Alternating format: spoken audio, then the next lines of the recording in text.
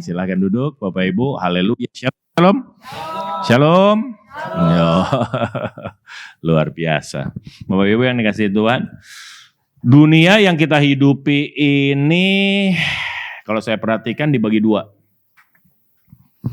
Dalam hidup ini selalu dibagi dua. Ya kan? Ada dunia yang fana, ada dunia yang kekal. Setuju Bapak Ibu? Amin. Anda hidup di dunia mana? Dunia lain. Dunia yang fana. Amin. Pengharapan kita taruhnya di mana? Di yang kekal. Amin, saudara? Iya, kalau pengharapan kita taruh di dalam dunia yang fana sementara, lama-lama habis, lama-lama hanyut, lama-lama hancur, maka pengharapan kita juga akan hancur. Tapi kalau pengharapan kita taruh di tempat yang kekal, maka pengharapan itu akan menjadi pengharapan yang sauh yang kuat buat kita hidup. Amin, saudara? Ya, dunia itu ada dua. Ada dunia fana, ada dunia yang kekal. Ada juga dunia spirit, natural. Ada juga dunia supranatural. Dunia supranatural ada nggak? Ada. Makhluk astral itu ada nggak? Ada, saudara. Amin. Ada malaikat, ya kan? Malaikat yang memberontak kemudian jadi iblis, sepertiga jatuh, menjadi iblis dengan kerajaannya. Ya, itu ada. Ada yang supranatural, ada yang natural. Kalau 2 ikan, 5 roti, jadi 5.000 orang, kasih makan 5.000 orang, itu apa? Supranatural apa natural? Supranatural. Kenapa? Karena suatu yang secara imanin kemudian berubah. Ya kan nggak ikut matematika. Kalau 2 ikan 5 roti, dimakan anak Papua ini aja satu aja nggak kenyang Bapak Ibu. Jangan 5.000 orang. Ini makannya bukan 2 ikan 5 roti, 2 karung 5 roti. Ya kenyang Pak. Tapi secara matematik nggak bisa. Tapi kok jadi bisa? Ya itulah yang namanya dunia supranatural. Dia metafisik. Dia di atas dari supranatural. Nah, waktu kita bicara mengenai dunia supranatural ada 2 kuasa. Kuasa apa? Ada kuasa daripada iblis, bisa bikin sesuatu kuasa yang supranatural? Oh bisa. Bukan kata saya, kata Alkitab. Wahyu yuk, pasal yang ke-13, ayat yang ke-13. Wahyu 13 ayat yang ke-13. Sampai ayat yang ke-14. Wahyu pasal 13 ayat 13 sampai dengan ayat yang ke-14. Oke, kita baca sama-sama 2, 3. Dan ia mengadakan tanda-tanda yang dahsyat, bahkan ia menurunkan api dari langit ke bumi di depan mata semua orang. Tujuannya buat apa? Ia menyesatkan mereka yang diam dengan tanda-tanda yang telah diberikannya kepadanya untuk dilakukannya di depan mata binatang itu, dan ia menyuruh mereka yang diam di bumi supaya mereka mendirikan patung untuk menghormati apa? Binatang yang luka oleh pedang, namun yang tetap hidup itu. Sama, penginjilan diteguhkan dengan mujizat, dengan tanda-tanda heran, tanda-tanda supranatural. Amin, saudara. Tetapi jangan salah, iya kan? Jangan salah, penyesatan juga dengan tanda-tanda yang supranatural. Makanya firman Tuhan bilang, bedakan roh itu. Enggak semua roh itu datangnya daripada Tuhan. Oleh sebab itu milikilah pengetahuan yang benar akan firman Tuhan. Amin, saudara. Iya, orang ini ada 2 kubu. Ada orang yang senangnya sekolah. Belajar. Tapi dia enggak mau tunduk. Dia enggak mau diurapi. Kejadiannya apa? Orang-orang ini akan menjadi orang-orang yang sombong rohani. Ya, STH nih, sarjana tinggi hati. Hah? Sekarang udah S2, waduh, MTH, makin. Ya kan? Iya, wah udah doktor. Nanti kalau kalau udah sombong rohani, ditegur nggak bisa, dikritik nggak bisa. Dia langsung bilang, lu jangan ngeritik gua. Lo S2, S3, baru S dung-dung. Ya kan? Ya gitu tuh. Sombong rohani. Kenapa? Karena dia gak mau tunduk. Tapi ada orang yang sebaliknya, kubu yang gila juga. Apa? Nggak mau sekolah, maunya urapan. Nah ini dia nih. Akhirnya dia nggak kenal roh apa yang mengurapi dia. Iya kan? Sekarang kan ada dukun sekuler, ada dukun rohani loh. Banyak dukun rohani, saudara. Prakteknya di mana? Di gereja. Iya. Saya punya teman, dia usaha, gitu. Usahanya mungkin agak gimana. Terus dia datang sama satu pendeta. Kalau saya ngomong pasti Anda tahu kok pendetanya siapa. Itu pendeta terkenal. Gitu. Datang sama dia. Advice-nya si pendeta apa? Aduh, sebetulnya Tuhan mau berkati kamu. Tapi Tuhan ngomong sama saya. Apa? Kamu mesti rubah nomor rumah. Ada. Yang menghalangi berkat Tuhan sama kamu ada dua. Apa? Nomor rumah kamu salah sama nomor mobil. Akhirnya dia ke Samsat ganti nomor. Dia ke Pemda ganti nomor rumah. Udah nih, selesai dari situ kejadiannya apa? Bangkrut? Enggak. Makin kaya, sekarang dia jadi pengusaha sukses. Wah, makin beriman dong. Amin, saudara. Pertanyaan saya, kira-kira itu kuasa supranatural dari mana tuh? Yang membuat dia kaya? Hah? Kalau yang saya tahu, Bapa yang kusembah, kalau memberkati kagak tergantung sama nomor rumah. Amin, saudara. Ya kan? Iya. Masa mau berkatin, nomor rumah lu salah. Nggak ada tuh. Ya, nomor mobil lu salah. Nggak ada. Tuhan kalau memberkati, dia akan memberkati. Dia Tuhan yang penuh dengan kuasa, dan kuasanya tidak terbatas. Setuju sama saya? Iya, jadi kalau dia mau memberkati saudara, nggak tergantung peliharaan saudara. Lu kalau mau sukses, mau diberkati, Tuhan bilang gua apa? Lu pelihara patin pala 2. Gitu. Ada yang itu dukun tuh. Prakteknya di mana? Di gereja. Jemaatnya banyak. Banyak banget. Satu kali dia duduk, portal sedang terbuka. Tuhan berkata, yang menjamah saya, kalau Anda mau ngerasain daripada harta bangsa-bangsa, jamah aku. Wah, orang berhibur, berduyun-duyun, jamah dia. Cepet.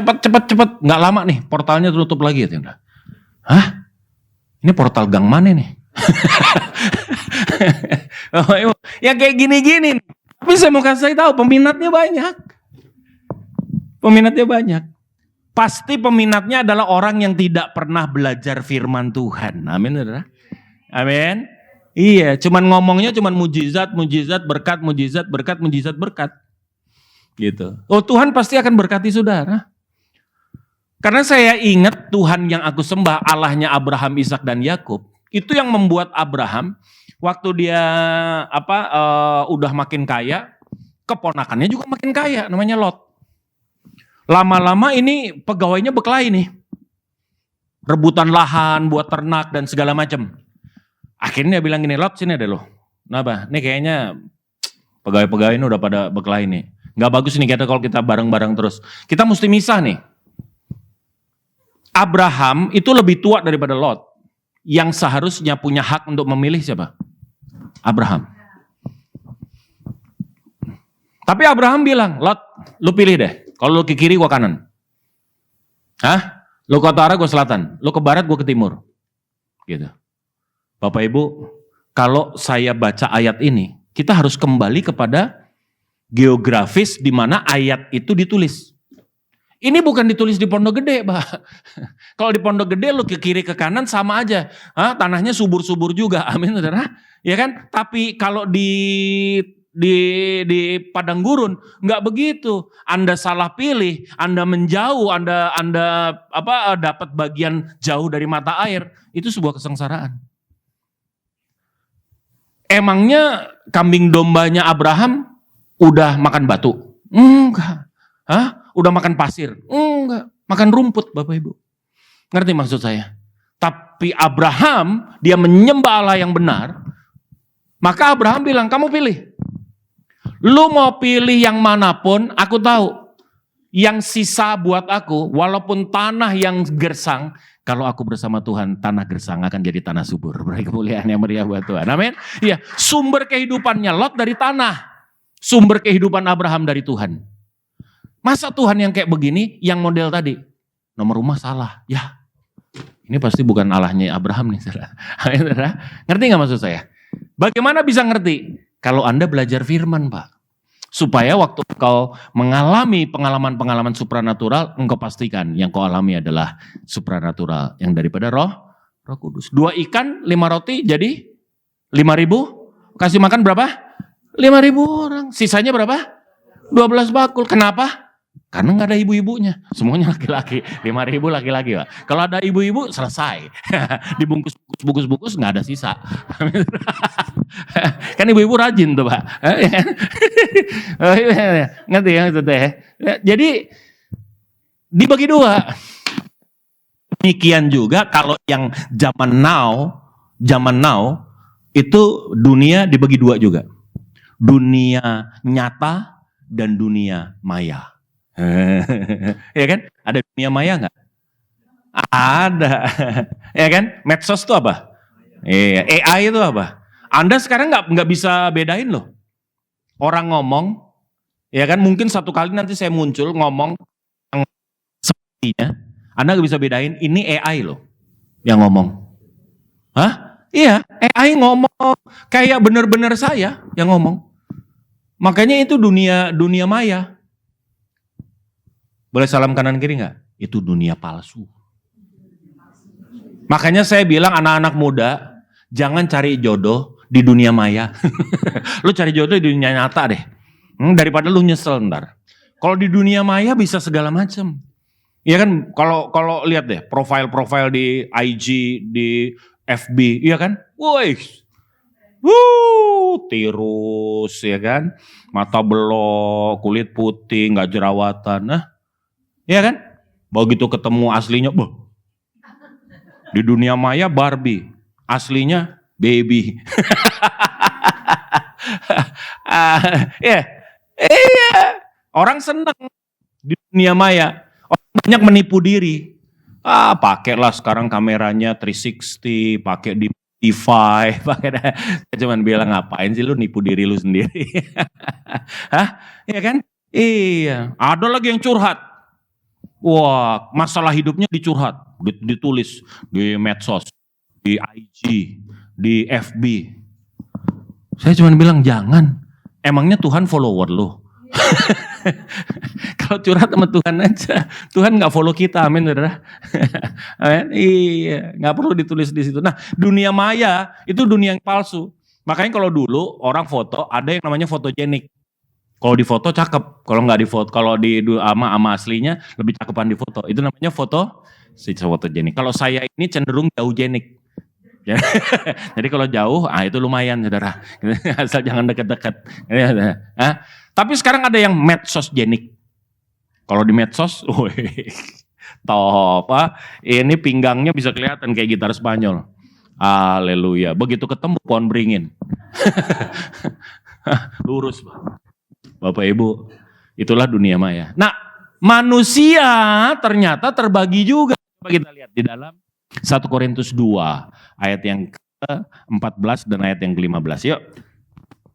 1 Korintus, nah ini dia. Ini dari dunia maya nih, saudara.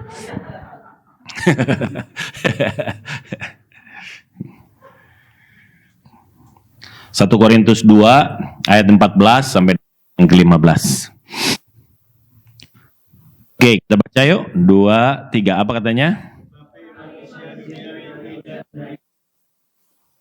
Oh iya, karena hal itu baginya adalah suatu kebodohan. Terusin.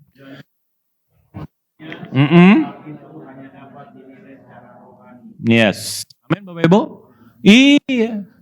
Ayat 15 apa? Menilai segala sesuatu tetapi ia sendiri tidak dinilai oleh orang lain. Bapak Ibu, ada manusia duniawi, ada manusia rohani.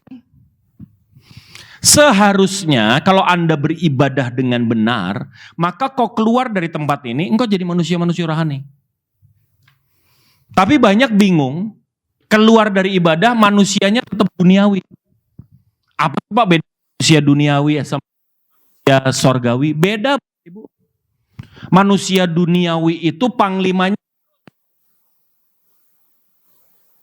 kebutuhan hidup, itu panglimanya. Datang pun Tuhan demi kebutuhan perut. Ngabang berkat lagi. Kayak datang ke Gunung Kawi. Ya.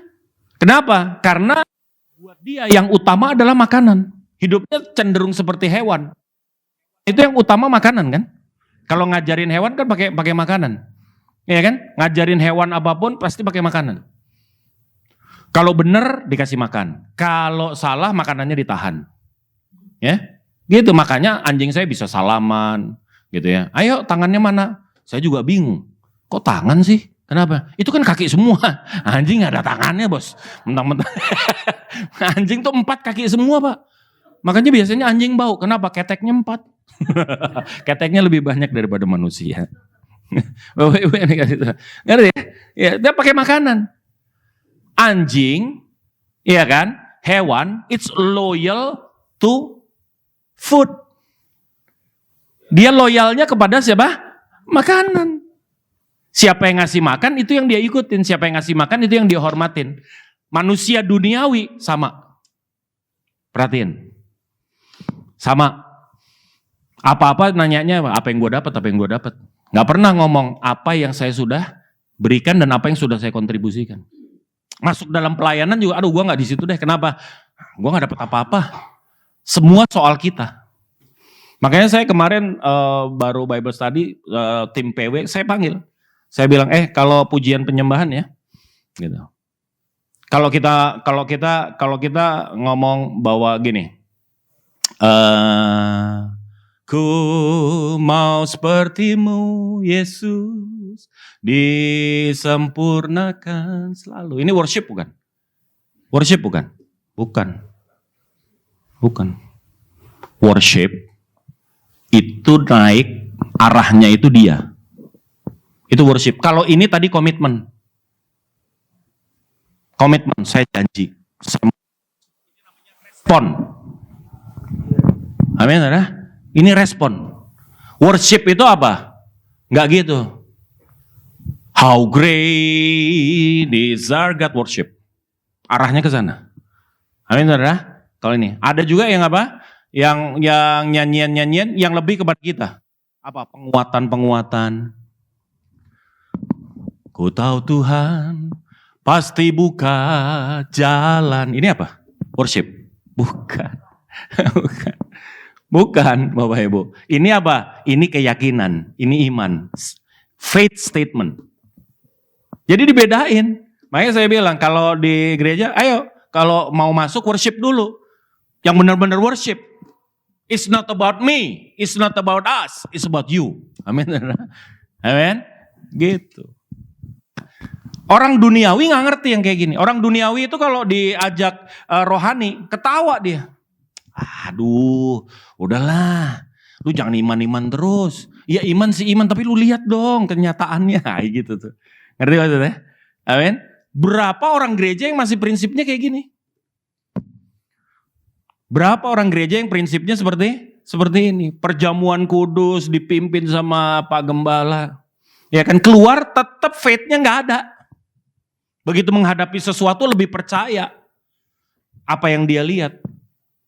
Kenapa? Karena manusia rohaninya tidak bertumbuh, Bapak Ibu. Seharusnya engkau harus jadi manusia rohani itu panglimanya siapa? Roh Kudus. Roh Kudus panglimanya. Waktu dia berjalan, waktu dia hidup, di dalam hidupnya berbuah-buah roh. Jadi waktu dia mengasihi bukan tindakan dia, tetapi buah roh yang ada di dalam dia. Karena kalau kita melakukan tindakan mengasihi, maka kasih kita akan terbatas. Kita pakai kasih manusia dengan kekuatan kita. Saya mau kasih tahu, pasti terbatas. Bro, udah 3 kali ya. Jangan sampai keempat ya. Gue emang sabar. Tapi kasih itu ada. Nah gitu saudara. Iya gak? Iya. Kalau kita roh yang memimpin kita, saya mau kasih tahu. Berapa kali kita ngampunin orang? 70 kali 7 kali. Sempurna. Gak ada habisnya. Emang bisa Pak? Nih coba ngomong sama orang dunia, ya lo mah bego. Amin. Masa udah begitu lagi, ampunin lagi gitu, ampunin lagi. Oh ibu, gitu. Orang dunia nggak ngerti. Harusnya manusia yang duduk di gereja, yang beribadah, dia akan menjadi sama seperti Tuhan. Karena firman Tuhan bilang begitu. Kita akan menjadi seperti yang disembah. Kalau kau menyembah Mamon, maka kau punya sifat seperti Mamon. Kalau kau menyembah berhala, engkau akan punya sifat seperti berhala. Punya mulut gak bisa ngomong, punya telinga gak bisa dengar, punya mata gak bisa lihat. Tapi kalau kau menyembah Tuhan, maka engkau akan punya karakter seperti Tuhan. Amin, saudara. Amin. Nah harusnya begitu.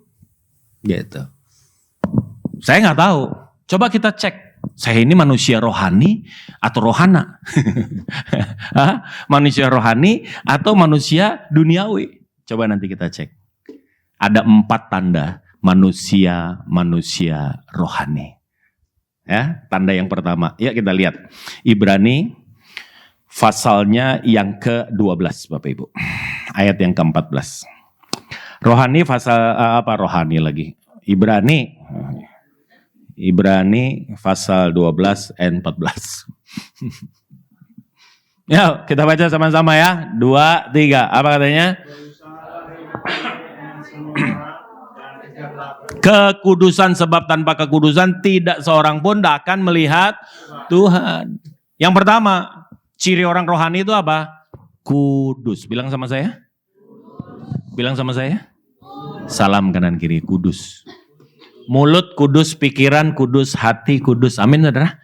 Iya. Iya. Ada 3 model manusia di dalam melihat dosa.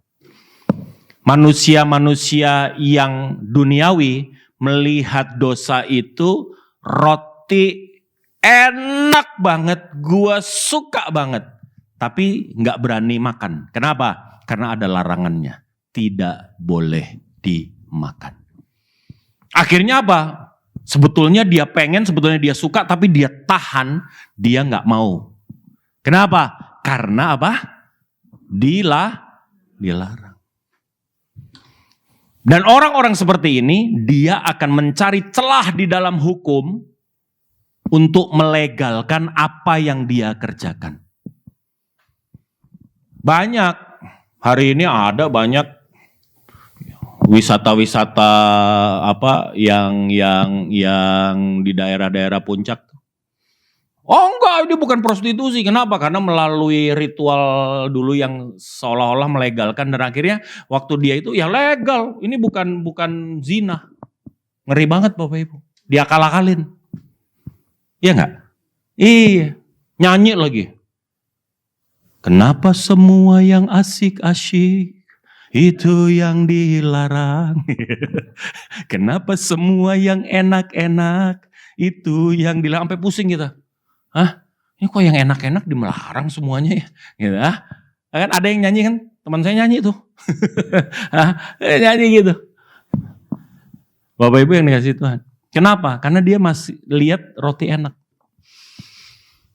Ada orang yang setengah bertobat. Ini biasanya anak-anak Tuhan.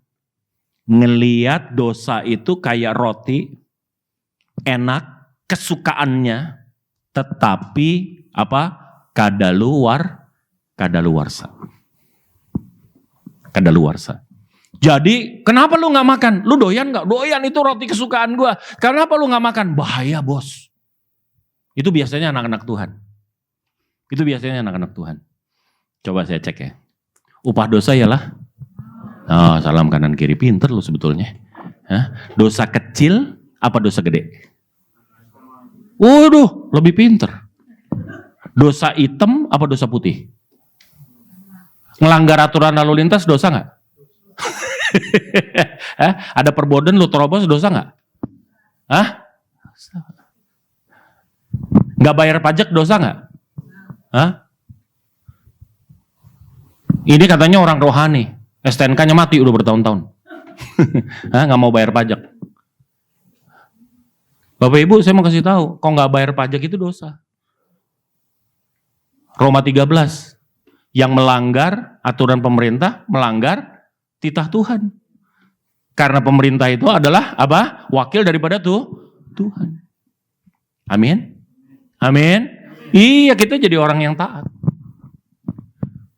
Nah, ini biasanya anak-anak Tuhan.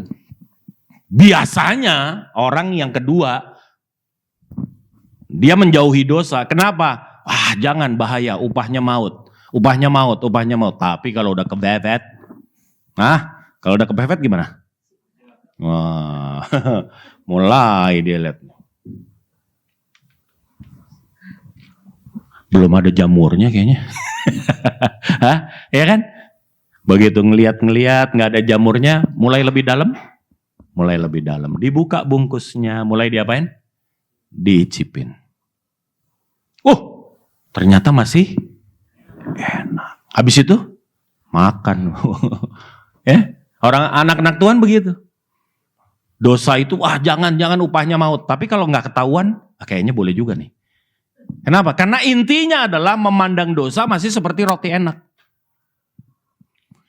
Kalau orang rohani memandang dosa bukan roti enak, Bapak Ibu. Mohon maaf nih. Dia mandang dosa itu kayak apa? Apa? Salam kanan kiri bilang. Hokai.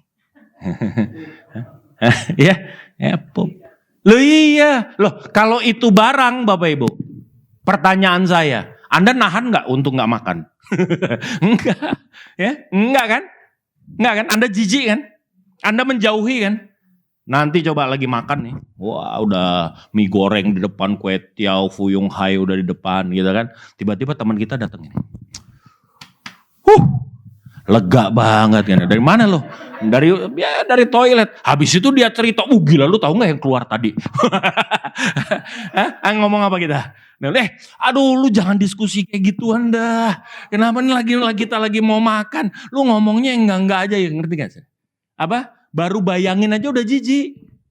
Ya? Harusnya kita memandang dosa kan begitu. Tuhan tidak nahan untuk tidak berbuat dosa. Enggak. Tuhan jijik dan benci sama dosa. Manusia rohani itu orang-orang yang benci dosa. Bukan yang menahan tidak berbuat dosa. Jadi kalau tanya kadang-kadang anak-anak Tuhan kalau ngomong dosa, lu mau gak sih sebetulnya judi? Lu mau gak sih zina? Lu mau gak sih pornografi? Lu mau gak sih? Masih mau sebetulnya. Masih suka. Tapi gak boleh. Gak bisa. Gitu. Makanya banyak anak Tuhan jatuh. Kenapa? Karena sebetulnya yang dimatikan adalah keinginan terhadap dosa. Amin, saudara? Amin. Caranya gimana? Salibkan daging dengan segala hawa nafsu, keinginannya. Stop dengan itu. Karena dosa itu akrabnya sama ini. Sama kedagingan. Kalau daging ini udah kita matikan, kita jadi orang yang kebal dosa. Amin, saudara? Iya, salam kanan. Jangan amin-amin aja. Nggak gampang, bos. Ya, kalau amin. Bapak Ibu yang dikasih Tuhan. Stop. Jadi manusia rohani. Punya. Kenapa? Karena manusia rohani itu Roma 12 ayat 2, dia tidak hidup serupa dengan dunia ini. Kenapa? Karena ada pembaharuan budi. Katakan sama saya pembaharuan budi. Tadi cara pandangnya menjadi berbeda terhadap dosa. Amin, saudara? Yang kedua, kita lihat di dalam 2 Korintus pasal 5 ayatnya yang ke-7. 2 Korintus pasalnya yang ke-5 ayatnya yang ke-7. Oh ya Pak Gembala, nanti saya sebelum perjamuan saya pamit ya Pak ya. Soalnya ada salah schedule. Dipepetin Pak. Saya bilang gila ini baru selesai, kita udah mesti khotbah di sana. Jadi saya ke sana minta mundur gitu. Di sini saya minta maju gitu. Jadi haleluya. Mohon maaf. Dimaafin ya. Tadi saya udah nggak enak. Tadi saya nggak enak nih. Terus sebelum khotbah mau keluar lagi, satpam depan bilang, tenang aja, di atas orangnya pemaaf.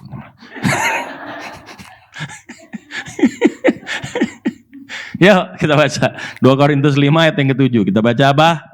Sebab hidup kami adalah hidup karena percaya, bukan karena ini orang rohani nih Pak. Hidupnya bukan berdasarkan kenyataan, hidupnya berdasarkan janji Tuhan. Kenyataan boleh berbeda, kenyataan boleh buruk, tetapi janji Tuhan tetap baik. Amin, saudara. Sehingga akhirnya dia tetap punya energi untuk menunggu janji Tuhan itu dinyatakan. Dia tetap aktif. Dia bukan jadi orang yang pasrah, tetapi dia orang yang berserah kepada Tuhan. Orang yang pasrah itu udah berhenti, nggak ngelakuin apa-apa. Kalau orang yang berserah, dia tetap melakukan bagiannya dan dia tetap jadi yang terbaik. Amin, saudara? Amin. Iya, kenapa? Karena dia bukan hidup berdasarkan apa yang dia lihat. Dia hidup berdasarkan apa? Janji. Kalau saya hidup dari apa yang saya lihat, saya berhenti Bapak Ibu. Saya berhenti. Saya nggak akan keluar dari pilot hanya untuk jadi pendeta. Loh, hitung-hitungannya jelas kok. Hitung-hitungannya kan jelas Pak. Ya nggak sih? Iya. Udah cepet ya lewat. Kalau kita di pilot, tiba-tiba jadi pendeta. Gaji nggak ada. Apa nggak ada? Nggak ada yang janjiin. Amin. Amin. Iya, emang gaji pendeta lebih gede dari gaji pilot? Udah pasti enggak. Tanya Pak Gembala tuh. Ya, mana ada gaji pendeta ngalahin gaji pilot? Nggak ada. Bapak Ibu yang dikasih Tuhan. Yang mau kasih tahu. Tetap kenapa saya mau? Ya karena Tuhan yang minta. Hidupku bukan karena melihat, hidupku karena percaya. Hidupku bukan karena menghitung, tetapi hidupku karena percaya. Yang saya percaya cuma satu. Allahku akan memenuhi segala kebutuhanku seturut kekayaan kemuliaannya. Beri kemuliaannya meriah buat Dia. Amin, saudara. Orang mungkin berpikir, wah nanti kalau lu jadi pendeta gimana, anak sekolah begini, begitu. Loh ini anak saya di depannya ada. Ini baru pulang dari Manado nih, baru landing dia. Baru selesai ujian advokat. Gitu. Mudah-mudahan 25 tahun nanti 2 tahun lagi ya. Setahun lagi. Sorry. Setahun lagi disumpah jadi advokat. Bapak Ibu yang dikasih Tuhan. Saya sampai lupa. Kalau ditanya kuliah di situ mahal nggak? Gitu yang gue lupa. Kenapa? Karena saya nggak pernah cari biaya kuliah. Saya cuma bilang sama dia, kalau Tuhan mau kamu kuliah di situ percaya, Tuhan pasti kasih biayanya. Amin, saudara? Amin. Nah hari ini lakukan kehendak Tuhan, maka Tuhan akan bertanggung jawab dalam hidupmu. Kadang-kadang kita nggak mau lakukan kehendak Tuhan, lu mau melakukan kehendakmu sendiri, ya lu cari sendiri. Amin. Ya kan, Tuhan hands off dia bilang, ini kan ini kehendak lu, ya cari sendiri. Provide sendiri, cukupin sendiri. Kalau kamu mau aku bertanggung jawab, kamu jadi seperti yang aku mau. Makanya waktu dia lulus SMA saya bilang, lu jadi seperti yang Tuhan mau, jangan yang papa mau. Kenapa? Ntar papa tanggung jawab. Ya kan? Iya, Tuhan yang tanggung jawab. Enak saudara. Anak-anak saya kuliahnya lulus semua, Bapak Ibu. Ya kan? Sayanya nggak berat. Bukan nggak ada biayanya, biayanya ada. Bukan nggak mahal, bukan murah, mahal Bapak Ibu. Tapi Allahmu itu kan Allah yang maha kaya. Janjinya memberkati engkau, mencukupkan segala kebutuhanmu seturut kekayaan kemuliaan Dia. Beri kemuliaan yang meriah buat Allah kita.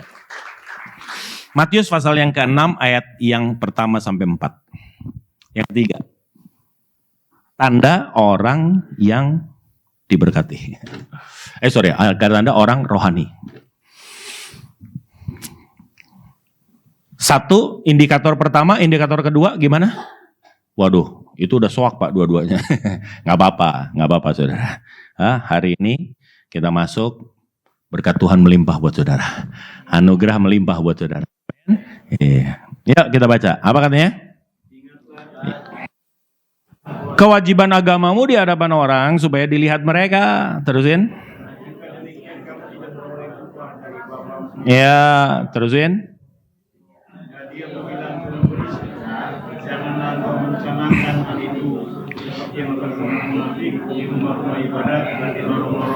Supaya mereka dipuji orang, aku berkata kepadamu, sesungguhnya mereka sudah mendapatkan upahnya. Tetapi jika engkau memberi sedekah, janganlah diketahui tangan kirimu apa yang diperbuat. Hendaklah sedekahmu diberikan apa? Dengan tersembunyi, maka Bapamu yang melihat yang tersembunyi akan membalasnya kepadamu. Yang keempat, yang ketiga.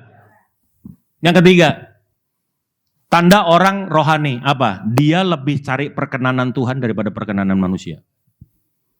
Manusia nggak lihat itu urusan lo. Manusia nggak balas itu nggak apa-apa. Itu urusan lo. Manusia nggak setia, manusia jahat itu urusan lo. Kalau buat saya, perkenanan Tuhan itu di atas segala-galanya. Amin. Amin. Iya. Cari hanya perkenanan Tuhan. Makanya orang-orang yang rohani, dia tidak suka dengan sensasi di dalam ibadah. Dia cari esensi ibadah. Dia cari, dia bawa hatinya, dia angkat pujiannya yang terbaik. Amin Bapak Ibu. Amin. Bukan soal apa kata orang. Enggak, apa kata Tuhan jauh lebih penting. Nah kita ini suka pusing sama apa kata orang. Kalau udah kita peduli sama apa kata orang, saya mau kasih tahu, Anda akan jadi orang yang paling merana hidupnya. Lu bener juga salah Pak depan orang. Ya enggak? Iya, enggak pernah bener Pak. Enggak pernah. Ada bapak bawa anak sama naik kebo lewat desa. Yang pertama anaknya nuntun kebo, bapaknya naik kebo. Lewat. Wah, gila tuh bapak nggak tahu diri. Kasihan anaknya suruh nuntun. Bapaknya enak-enakan naik kebo. Dengar bapaknya. Nah, besok kalau lewat lagi, jangan begitu. Kita rubah aja. Bapak yang nuntun. Kamu naik di atas kebonya. Oh iya Pak, iya. Soalnya diomongin nih. Iya, oke. Lewat. Besoknya lewat lagi. Bapak nuntun, anak naik kebo. Lewat. Orang desa ngelihat. Waduh. Gila, anak gak tahu diri. Masa bapaknya nuntun kebo, dianya enak-enakan di atas. Gak tahu diri nih anak.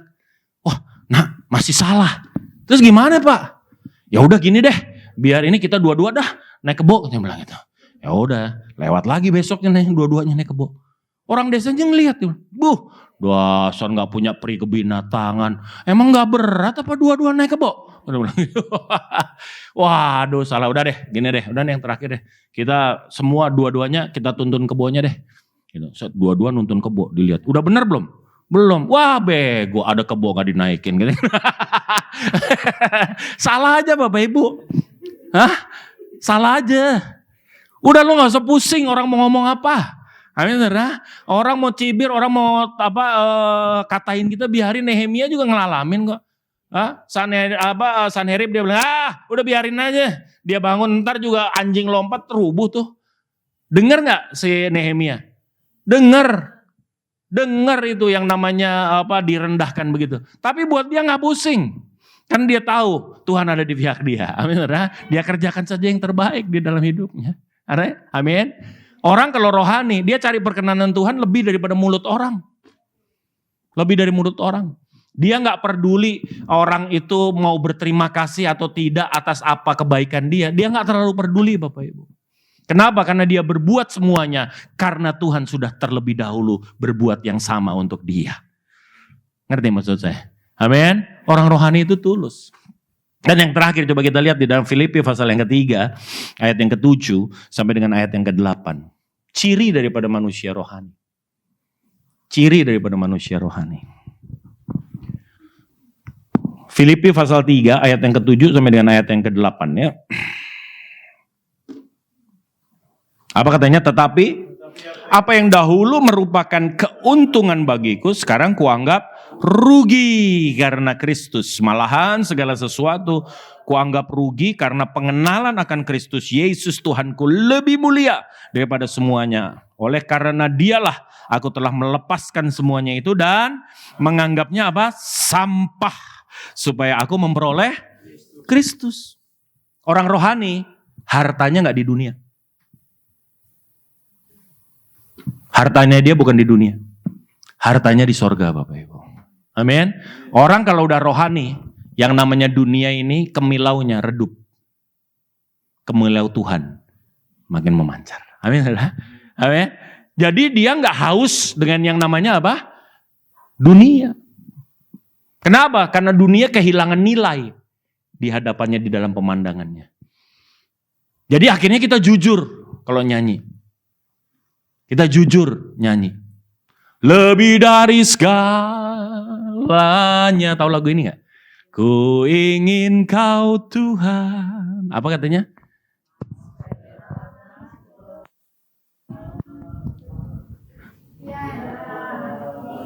Coba dilirik sebelahnya. Sumpah loh. Bener Mas Perak Permata nggak ada ini. Ini susah Pak. Kemarin baru orang utang 3 juta, buset ngejarnya sampai neraka saudara. Saking apa? Bapak Ibu, orang kalau udah rohani, dia tahu dunia ini sementara. Dia tahu dia tidak punya apa-apa di dalam dunia. Dia tahu dia kembali telanjang seperti waktu dia keluar dari rahim ibunya telanjang. Amin. Itu orang-orang duniawi sehingga hatinya tidak terikat, tidak tersita dengan dunia ini.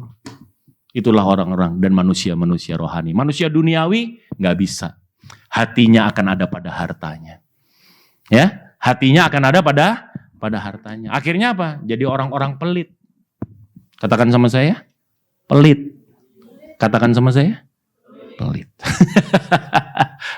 Iya, makanya kalau nggak percaya, tanya sama yang bagian ngitung kolektor. Mana lebih banyak? Mana lebih banyak? Cepean gocapan apa 5.000-an? Udah tahu tuh.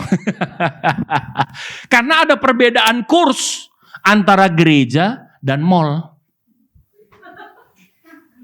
Kalau di mall 100.000, kecil banget. Papi, aku mau sama temen-temenku, ngapain? Mau reuni, temen SMA. Oh, ya udah reuni aja. Ya udah nih, dikasih cepek. 100.000. Pi, ini beli kopi Vietnam belum pakai sianidanya udah habis nih, Pi. ya kan 100.000 bawa ke mall kecil banget. Kecil banget kita tuh kalau spending di mall itu makan 300, 400, kayaknya santai aja gitu. Coba bawa ke gereja. Wah, begitu di dompet cepean, waduh, ada kolektor ya. Masih lama, masih pujian penyembahan kan? Iya. Lo mau kemana? Bentar. Di bawah ada Indomaret. Ke Indomaret Pak. Ditukar Indomaret. Bang, beli Mentos dong. Kembaliannya yang goceng-gocengan ya Bang. Bakal kolektor.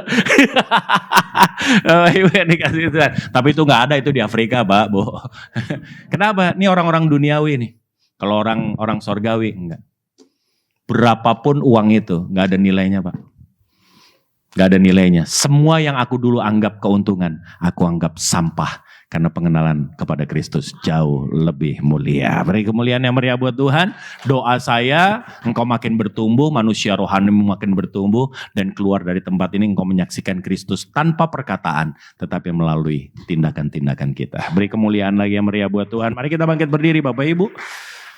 Haleluya. Pemusik rohani boleh ke depan. Pemusik ini ada rohani, ada sekuler juga Bapak Ibu. Walaupun kadang-kadang kalau lagi minggu rohani, begitu hari biasa rohana. Kenapa? Karena single keyboard. Haleluya. Terima kasih. Haleluya. Ku mau sepertimu Yesus, disempurnakan selalu dalam segenap jalanku, memuliakan nama. Sekali lagi, jemaat saja angkat pujian ini, katakan, oh Lord, kalau mau seperti Yesus, kalau engkau mau makin hari makin serupa Kristus, kalau itu doamu, angkatlah dua tanganmu di hadapan Tuhan. Bukalah hatimu di hadapan Tuhan. Kau lihat tangan-tangan yang terangkat Bapakku. Jamah, lawat mereka Tuhan. Beri kemuliaan yang paling meriah buat Dia. Oh, haleluya. Ku mau sepertimu Yesus, disempurnakan. Inilah Urapilah kami Tuhan, sempurnakan kami. Sempurnakan kami. Upgrade Tuhan manusia rohani kami. Yes. Memuliakan namamu. Memuliakan. Biarlah hidup kami gak mempermalukan Tuhan, mempermuliakan Tuhan. Memuliakan nama. Haleluya Tuhanku, Bapakku. Ke dalam tangan kuat kuasa-Mu ya Roh Kudus, aku meletakkan umat-Mu ini. Mereka berkata, aku mau disempurnakan. Aku siap dimurnikan. Aku siap di-upgrade. Dan aku percaya hal itu akan terjadi atas hidup mereka. Makin hari makin serupa Kristus. Makin hari manusia duniawinya makin kecil, makin mati di hadapan Tuhan. Manusia rohani mereka semakin hari semakin kuat. Terima kasih Tuhan, aku meletakkan umat-Mu ke dalam tangan-Mu. Di dalam nama Yesus Kristus Tuhan, kami berdoa ucap syukur. Umat percaya diberkati Tuhan, katakan amin. Beri kemuliaan yang meriah buat